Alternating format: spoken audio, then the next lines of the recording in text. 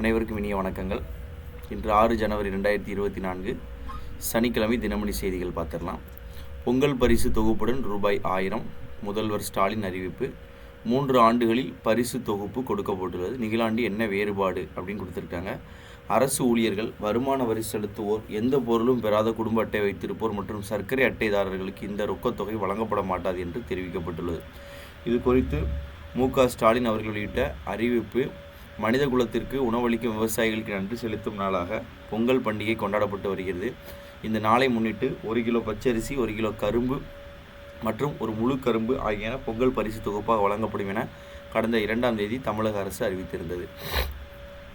Somalia கடலில் கடத்தப்பட்ட கப்பல் அதிரடியாக மீட்டது இந்திய கடற்படை.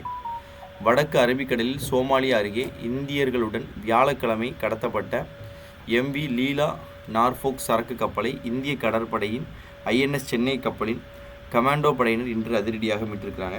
அந்த செய்தியை இங்கே கொடுத்துருக்காங்க. இந்த சம்பவம் தொடர்பாக இந்திய கடற்படை செய்தி தொடர்பாளர் கமாண்டர் விவேக் மாத்வால் தெரிவிக்கும் பொழுது, சோமாலியா அருகே லைபீரியா கொடியுடன் பயணித்த MV லீலா நார்போக் சரக்கு கப்பலை 5 முதல் 6 கடற்கொள்ளையர்களை உள்ளே புகுந்து கடத்தியதாக வியாழக்கிழமை மாலை பிரிட்டன் இராணுவத்தின் கடல்சார் வர்த்தக பிரிவு கப்பலிலிருந்து அவசர தகவல்கள் கிடைத்தது. அதன் அடிப்படையில் காப்பாற்றப்பட்ட என்ற செய்தியும் சொல்லியிருக்காங்க. அயோத்தி விமான நிலையத்திற்கு மகரிஷி வால்மீகி பெயர். உத்தரப்பிரதேச மாநிலம் அயோத்தியில் புதிதாக கட்டப்பட்டுள்ள விமான நிலையத்திற்கு மகரிஷி வால்மீகி சர்வதேச விமான நிலையம் என்று பெயர் சூட்டும் பரிந்துரைக்கு மத்திய அமைச்சரவை வெள்ளிக்கிழமை ஒப்புதல் அளித்துள்ளது. அரசு துறையில் பணியாற்றும் C மற்றும் D பிரிவு ஊழியர்களுக்கு பொங்கல் பரிசு வழங்கப்படும் என்று முதல்வர் மு.க.ஸ்டாலின் அறிவித்துள்ளார். இது குறித்து அவர் வெள்ளிக்கிழமை வெளியிட்ட அறிவிப்பு. அரசின் பல்வேறு திட்டங்களுக்கு அச்சாணியாக அரசு ஊழியர்கள், ஆசிரியர்கள், ஓய்வூதியர்கள் மற்றும் குடும்ப ஓய்வூதியர்கள் விளங்குகின்றனர். எதிர்வரும் பொங்கல் பண்டிகையொட்டி அவர்களுக்கு மிகை ஊதியம் மற்றும் பொங்கல் பரிசு வழங்கப்படும். அதன்படி C மற்றும் D பிரிவைச் சேர்ந்த பணியாளர்கள், ஆசிரியர்களுக்கு ரூபாய் 3000 என்ற உச்சவரம்பு உட்பட்டு மிகை ஊதியம் அளிக்கப்படும். விண்வெளியில் மின் உற்பத்தி. இஸ்ரோ புதிய சாதனை. விண்வெளியில் புதிய சோதனை முயற்சியாக 180 வாட்ஸ் மின் உற்பத்தியை மேற்கொண்டு இந்திய விண்வெளி ஆய்வு நிறுவனம் சாதனை படைத்துள்ளது. அண்மையில் எக்ஸ்போசாட் செயற்கைக்கோள்களுடன் அனுப்பப்பட்ட PSLV C-58 ராக்கெட்டின் இறுதி நிலை பகுதியில் பொருத்தப்பட்டிருந்த ஆய்வு கருவிகள் மூலமாக இந்த சோதனை வெற்றிகரமாக மேற்கொள்ளப்பட்டிருக்கிறது. ராக்கெட்டின் 4ஆம் நிலையான PS-4 பகுதியானது 350 கிலோமீட்டருக்கு கீழே இறக்கப்பட்டு ஆய்வு நடவடிக்கைகள் தொடங்கப்பட்டன. அதில் 10 ஆய்வு கருவிகள் பொருத்தப்பட்டுள்ளது. கேரள மாநிலம் திருவனந்தபுரத்தில் உள்ள விக்ரம் சாராபாய் விண்வெளி மையத்தில் தயாரிக்கப்பட்ட எரிபொருள் சார்ந்த மின்னாற்றல் அமைப்பு பவர் சிஸ்டம் கருவியும் அதில் ஒன்று என்று சொல்லப்பட்டிருக்கு.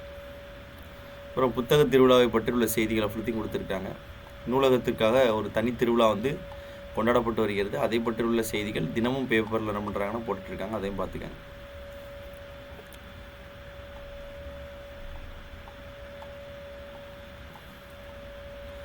உலக முதலீட்டாளர்கள் மாநாடு நாளை தொடக்கம். ரூபாய் 5.5 லட்சம் கோடி முதலீடுகளை ஈர்க்க திட்டம். பெரிதும் எதிர்பார்க்கப்படும் உலக முதலீட்டாளர்கள் மாநாடு சென்னையில் ஞாயிற்றுக்கிழமை தொடங்குகிறது. சென்னை நந்தம்பாக்கத்தில் உள்ள வர்த்தக மையத்தில் 2 நாட்களாக நடைபெறக்கூடிய மாநாட்டில் நூற்றுக்கணக்கான புரிந்துணர்வு ஒப்பந்தங்கள் கையெழுத்து இட இருக்கிறார்கள். 5.5 லட்சம் கோடி அளவிற்கு முதலீடு இருக்க திட்டமிட்டுள்ளதாக தெரிவித்துள்ளார். மாநாட்டை முதல்வர் மு.க.ஸ்டாலின் ஞாயிற்றுக்கிழமை காலை தொடங்கி வைத்து உரையாற்றுகிறார்.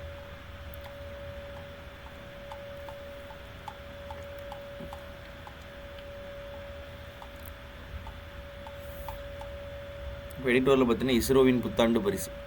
ஸோ இஸ்ரோவுடைய PSLV C-58 ராக்கெட்டின் வெற்றி பயணத்தை பற்றி கொடுத்துருக்காங்க. ஸோ எக்ஸ்போசாட் செயற்கைக்கோளான PSLV C-58 ராக்கெட் விண்வெளியில் உள்ள கருந்துளைகளில் இருந்து வெளியேறக்கூடிய ஊடுகதிர் எக்ஸ்ரேகளை ஆய்வு செய்வதற்காக எக்ஸ்போசாட், அதாவது எக்ஸ்ரே போலாரிமெட்ரி சேட்டலைட் என்கின்ற செயற்கைக்கோளை இஸ்ரோ வடிவமைத்தது. அதை புத்தாண்டு பரிசாக விண்வெளியில் ஏவியிருக்கிறது. ஸோ இந்த PSLV C-58 ராக்கெட் மூலமாக அது விண்ணில் நிறுத்துவதற்கு 25 மணி நேர கவுண்டன்கள் கடந்த ஞாயிற்றுக்கிழமை தொடங்கியது. திட்டமிட்டபடி திங்கட்கிழமை காலை 9:10 மணிக்கு சதீஷ் தவான் ஆராய்ச்சி மையத்தின் முதலாவது ஏவுதளத்திலிருந்து PSLV C-58 ராக்கெட் விண்ணில் செலுத்தப்பட்டது.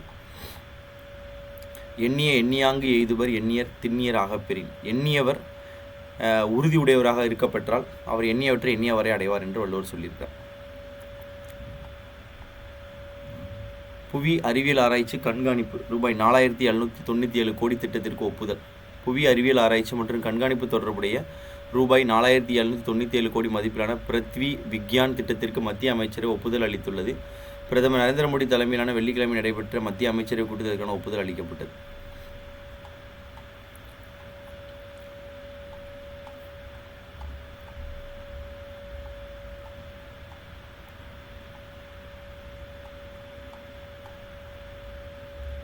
T20 தொடர் ஆஸ்திரேலியா வென்றது இந்தியா. ஆஸ்திரேலிய மகளிருக்கு எதிரான முதல் T20 ஆட்டத்தில் இந்திய மகளிர் அணி 9 விக்கெட்டுகள் வித்தியாசத்தில் வெள்ளிக்கிழமை வெற்றி பெற்றது. இதையடுத்து 3 ஆட்டங்கள் கொண்ட தொடரில் இந்தியா முன்னிலை பெற்றது. நவி மும்பையில் நடைபெற்ற இந்த ஆட்டத்தில் முதலில் ஆஸ்திரேலியா 19.2 ஓவர்களில் 10 விக்கெட்டுகள் இழப்பிற்கு 141 ரன்கள் சேர்த்தது. அடுத்து ஆடிய இந்தியா 17.4 ஓவர்களில் 1 விக்கெட் இழப்புக்கு 145 ரன்கள் சேர்த்திருக்கிறார்.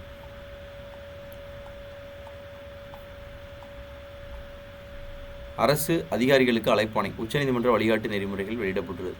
நாட்டில் உள்ள அனைத்து நீதிமன்றங்களும் அரசு அதிகாரிகளுக்கு அழைப்பாணை அளிப்பதற்கான நிலையான வழிகாட்டு நெறிமுறைகளை உச்சநீதிமன்றம் வெளியிட்டுள்ளது. உத்தரப்பிரதேச அரசு அதிகாரிகள் தொடர்பான வழக்கு ஒன்றில் உச்சநீதிமன்ற தலைமை நீதிபதி TY சந்திரசூட் நீதிபதிகள் அமர்வு அளித்த தீர்ப்பின் போது இந்த நடைமுறைகள் வெளியிடப்பட்டுள்ளது.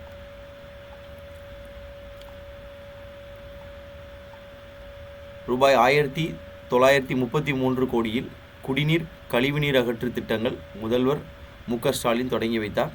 தமிழகத்தில் ரூபாய் 1933 கோடியில் புதிதாக அமைக்கப்பட்ட குடிநீர் மற்றும் கழிவுநீர் அகற்று வாரிய திட்டங்களை முதல்வர் மு.க. ஸ்டாலின் காணொலி மூலமாக தொடங்கி வைத்தார். இதற்கான நிகழ்ச்சி தலைமைச் செயலகத்தில் வெள்ளிக்கிழமை நடைபெற்றது. திருப்பத்தூர் மாவட்டத்தில் 759 ஊரக குடியிருப்புகள் பல்வேறு குடியிருப்புகள் சார்ந்த திட்டங்களை தொடர்ந்து வைத்திருக்கிறார். தமிழ் எழுத்துக்கள் வடிவமைக்கப்பட்ட 25 அடி உயர திருவள்ளுவர் சிலை கோவையில் திறப்பு. கோவை குறிச்சிக்குளத்தில் தமிழ் எழுத்துக்களை கொண்டு வடிவமைக்கப்பட்ட 25 அடி உயர திருவள்ளுவர் சிலையை முதல்வர் மு.க. ஸ்டாலின் காணொலி வாயிலாக தொடங்கி வைத்தார். கோவை மாநகராட்சியில் பொலிவுறு திட்டத்தின் கீழ் கோவை பொள்ளாச்சி சாலையில் 335 ஏக்கர் பரப்பளவு கொண்ட குறிச்சிக்குளத்தின் நுழைவாயில் 25 அடி உயரம் 15 அடி அகலம் 2.5 டன் எடை கொண்ட இரும்பினாலான திருவள்ளுவருடைய சிலை இங்கே திறக்கப்பட்டிருக்கிறது. இன்றைக்கு செய்திகள் அவ்வளோதான். நாளைக்கு வேறொரு செய்திகளோடு சந்திக்கலாம். நன்றி, வணக்கம்.